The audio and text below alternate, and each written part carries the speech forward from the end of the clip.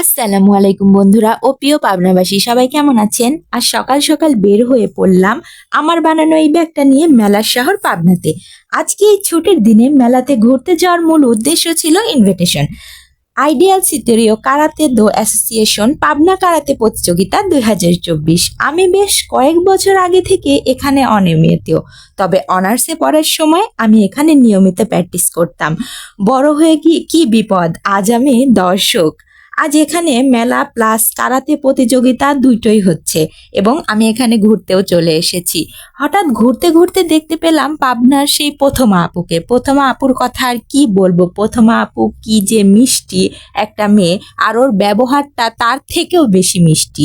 মিষ্টি আপুর সাথে দেখা হয়ে মনটাই ভালো হয়ে গেল। দেন মেলাতে ঝালমুড়ি এবং ভীষণ টেস্টি ছিল আমাদের এই চকলেটটাও। কিছুক্ষণ মেলাতে ঘোরাফেরা করে আমরা বাসায় চলে আসলাম। আসসালামু আলাইকুম।